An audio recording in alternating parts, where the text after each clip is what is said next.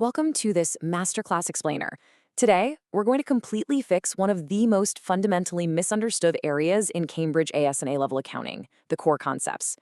We're going to look at this exactly through the examiner's lens. We are literally pulling back the curtain on the principal examiner reports to figure out why so many incredibly smart students are bleeding marks on foundational ideas like consistency, prudence, realization, duality, materiality, and objectivity. Look, if you've ever walked out of an exam hall feeling like you absolutely nailed the material, but then your final score just didn't reflect that confidence at all, well, you are in the exact right place. We're going to change that today. Okay, quick look at our playbook for today. We're running through the core principles, the 3 key cognitive domains, the highly strategic method mark strategy, mastering critical evaluation, and finally, we'll cover the top examiner pitfalls. Let's get right into it. Section 1, Core Principles.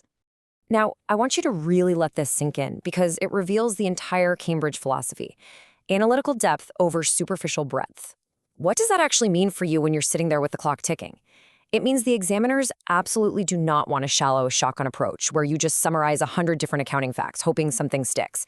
If your foundation is weak, the entire structure of your essay or your problem-solving response is going to crumble under the pressure of those high-tariff 9 to 15 mark questions.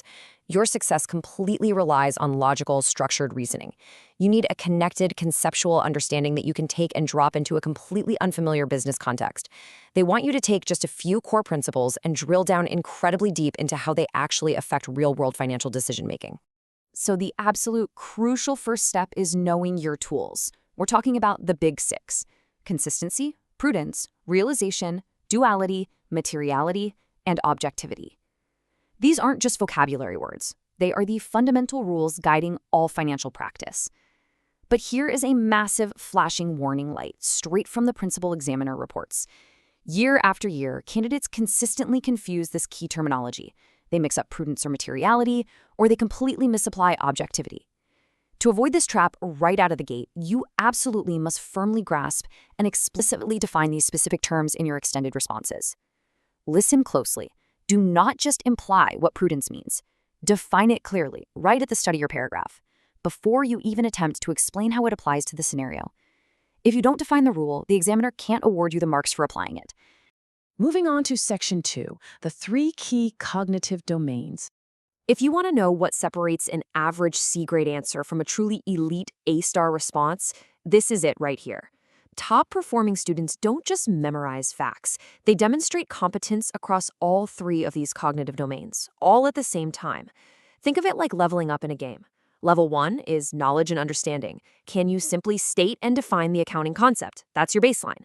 Level 2 is analysis. Can you take that concept and actually apply it to a specific data set or the unique business scenario they gave you? And then level 3, the absolute holy grail of Cambridge exams, evaluation.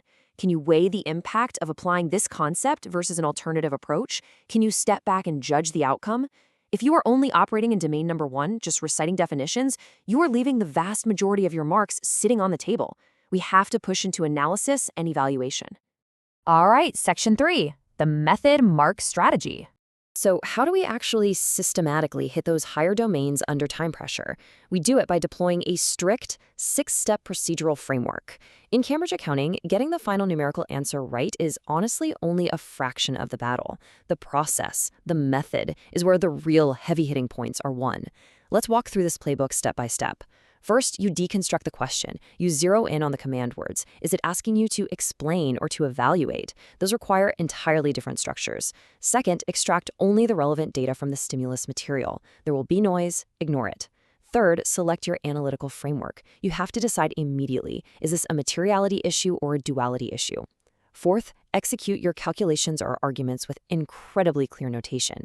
Fifth, verify your results. Does this actually make logical sense? And finally, step 6, present it all with the correct terminology. If you followed this standardized sequence every single time, you are practically guaranteeing yourself a treasure trove of method marks, even if your final calculation goes slightly off track. Now, focusing on that final step, presentation.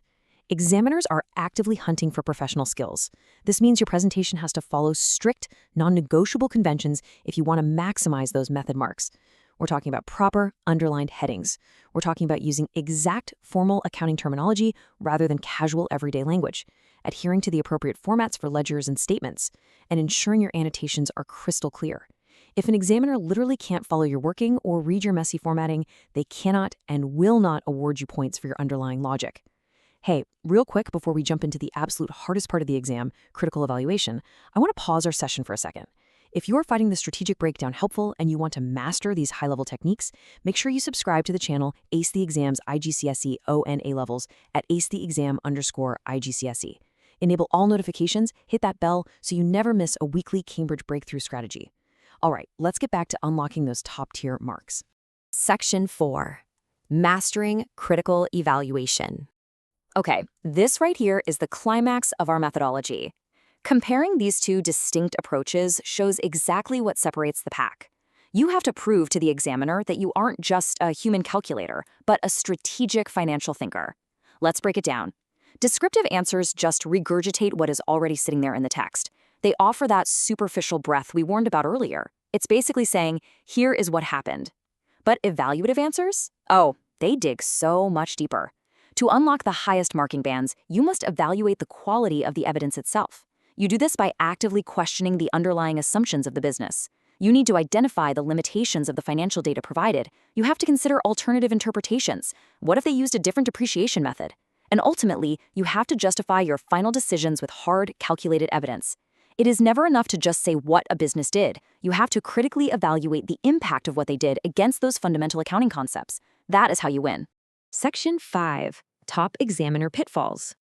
Straight from the Cambridge Principal Examiner reports, there are 3 major, recurring mistakes that consistently cost candidates entire grade boundaries year after year. Let's make sure you don't fall into these traps. Here they are. Pitfall number 1, using the wrong approach for the wrong context. Look, you might perfectly understand the concept of prudence. You could write a brilliant paragraph on it, but if the examiner's scenario is inherently testing materiality, you score 0. Nada. You have to match the tool to the problem. Pitfall number 2, forgetting to check format and presentation. We just talked about this. Don't throw away easy, guaranteed professional marks because you are rushing and forgot a basic heading. And pitfall number 3, this is the biggest one, providing answers that are not specific to the given context. Listen, generic, copy-pasted textbook answers will absolutely fail at the A-level standard. You have to tether the concept directly to the specific business scenario provided in the prompt. Keep this 3-point checklist in your mind at all times. And remember this highly effective memory hack we use? Create an acronym for the core concepts: consistency, prudence, realization, duality, materiality, objectivity. Think CPR-DMO. Say it to yourself, CPR-DMO. Write it at the top of your scratch paper so you never ever blank on your analytical framework during the high stress of the actual exam. As we wrap up this masterclass explainer, I'm leaving you with a direct challenge.